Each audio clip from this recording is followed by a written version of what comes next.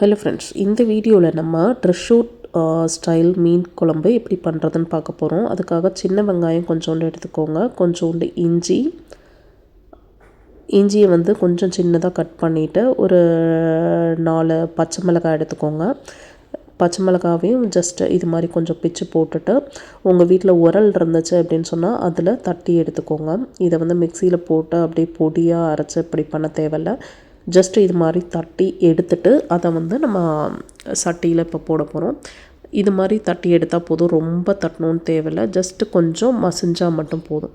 Okay, இதை வந்து நம்ம என்ன பண்ண போகிறோம் அப்படின்னு சொன்னால், நீங்கள் சப்போஸ் வந்து மண்பானையில் வைக்கிறதா இருந்தால் அதில் இது பண்ணலாம். அப்படி இல்லைன்னா நார்மல் சட்டியிலே இதை போட்டுட்டு கொஞ்சோண்டு மஞ்சத்தூள் போட்டுக்கோங்க, குழம்புக்கு தேவையான அளவு, ப்ளஸ் மிளகாத்தூள். நான் கொஞ்சோண்டு குழம்பு தான் வைக்கிறேன், அதனால் வந்து ஒரு 3 ஸ்பூன் தான் வந்து ஒரு மிளகாப்பொடி போடுறேன். போட்டு முடித்ததுக்கப்புறம் என்ன பண்ணுங்கள், கொஞ்சோண்டு மல்லித்தூள் எடுத்துக்கோங்க. மல்லித்தூள் ஒரே ஒரு ஸ்பூன் போட்டால் போதும். மல்லித்தூள் அதிகமாக போட்டோம் அப்படின்னா அந்த கலர் வந்து மாறிடும். இதை வந்து ஜஸ்ட் நம்ம கையாலே இப்படி கொஞ்சம் பிசைஞ்சு கொடுத்துட்டு கொஞ்சோண்டு புளி வந்து ஊற போட்டுக்கோங்க. சப்போஸ் உங்களுக்கு மாங்காய் இருந்துச்சு அப்படின்னா புளி தேவையில்லை, ஒரு மாங்காய் எடுத்து அதை கட் பண்ணி போட்டுக்கலாம்.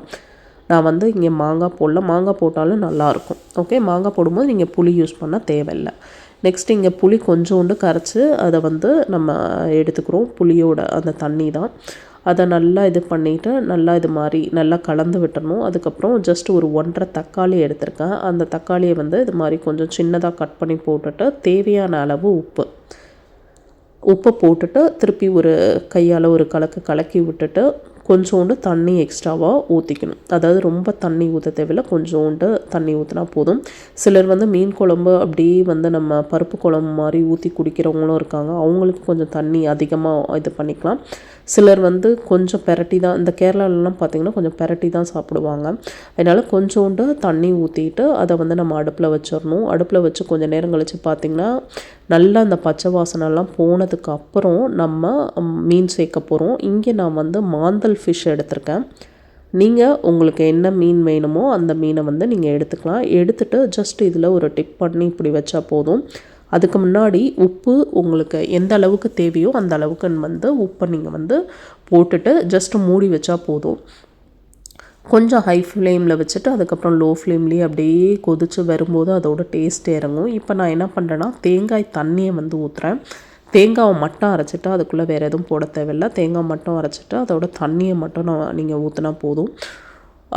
ஊற்றி முடிச்சுட்டு இது மாதிரி நல்லா கலக்கி விட்டுட்டு ஹை ஃப்ளேமில் வச்சுருங்க. கொதி வந்ததுக்கப்புறம் லோ ஃப்ளேம்லேயே வச்சு ஒரு 10 to 15 மினிட் அப்படியே கொதிக்கணும். அப்போ ஆட்டோமேட்டிக்காக அந்த ஃபிஷ்ஷோட டேஸ்ட் வந்து நமக்கு கிடைக்க வேணும். எப்போதுமே ரொம்ப ஹை ஃப்ளேமில் வச்சா நமக்கு எந்த பொருளும் டேஸ்ட்டாக இருக்காது. கொஞ்சம் ஹை ஃப்ளேம் வச்சுட்டு அதுக்கப்புறம் நார்மல் ஃப்ளேமுக்கு மாற்றிடணும்.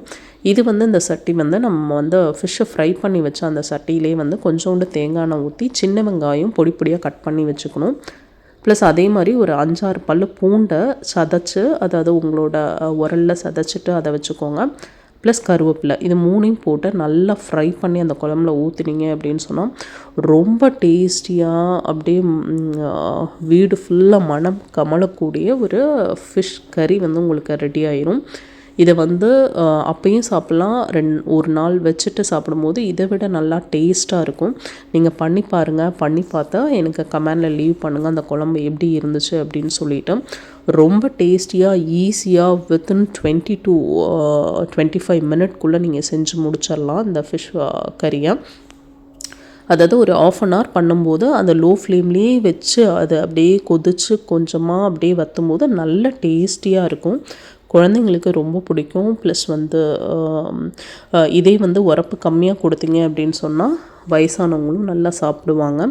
ரொம்ப ஹெல்த்தியான ஃபிஷ் குழம்பு. செஞ்சு பார்த்துட்டு நீங்கள் கமெண்டில் லீவ் பண்ணுங்கள் எந்த அளவுக்கு டேஸ்டியாக இருந்துச்சு. இதே மாதிரி நீங்கள் ஆல்ரெடி ட்ரை பண்ணியிருக்கீங்களா அப்படின்றதும் லீவ் பண்ணுங்கள். It's very helpful for other people also. Okay friends, இப்போ உங்களுக்கு பிடிச்சிருக்குன்னு நினைக்கிறேன். சுவையான டேஸ்டான ட்ரெஷூரில் கேரளாவில் அந்த ஸ்டைலில் எப்படி ஒரு மீன் குழம்பு பண்ணுறது அப்படின்றது. Bye friends, bye for every one.